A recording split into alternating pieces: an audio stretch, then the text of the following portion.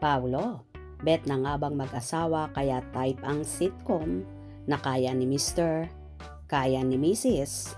with Kim?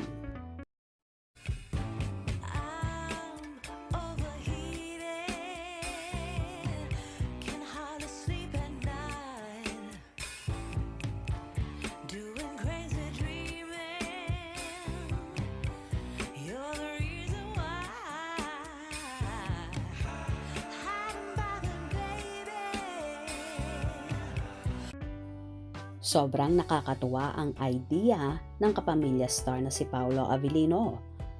Sa nakaraang interview sa kanila ng kapartner niyang si Kim Chiu sa meet and greet with question and answer na naganap kamakailan sa Los Angeles, California.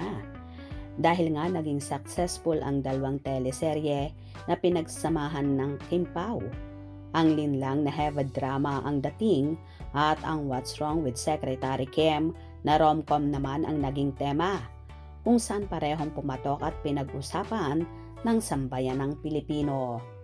Dahil nga naging matagumpay ang mga ginawang proyekto ng Kim Pao, kaya naman nasundan agad ito ng big screen project at ito nga ang movie nila na My Love Will Make You Disappear, kung saan rom-com din ang tema at kasalukuyang ipinalalabas ngayon sa mga sinihan worldwide. Natanong kasi si Kim kung sakaling bibigyan ulit sila ng proyekto ni Paulo together, anong tema at genre naman ang gustong gawin ng dalaga.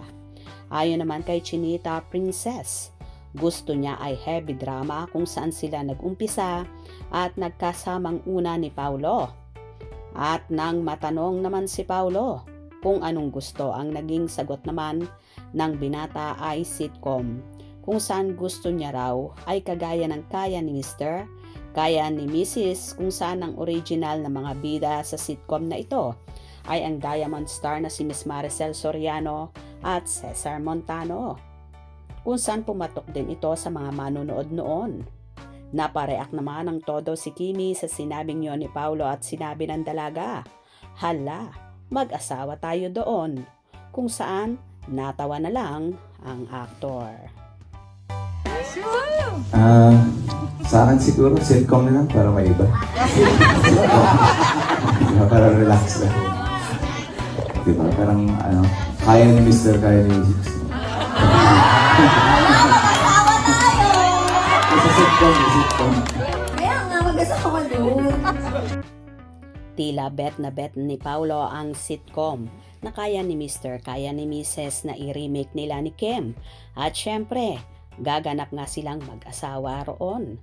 Nasyak naman si Chinita Princess na tila may halong kilig sa mukha ng magandang dalaga. Okay rin naman kasi ang naging idea na yon ni Paulo na babagay din naman sila sa ganong eksena at karakter. Dahil may pagka-comedy naman yon at for sure, mapapalabas ni Chinita Princess ang kakengkuyan at kakulitan dito ni Paulo. Kaya sa mga director dyan na bet na makatrabaho at gastusan ang Kim Pao, pagkakataon nyo na. Tutal naman, nagbigay na sina Kim at Paulo ng mga ideas at bet nilang gawin together sa next projects nila.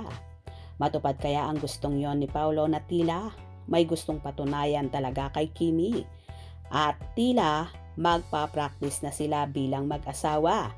Nang sa ganon balang araw, may idea na sila sakaling lumagay na sila ni Kimi sa tahimik at bumuo ng sariling pamilya. Hope you enjoyed. Please subscribe for more info.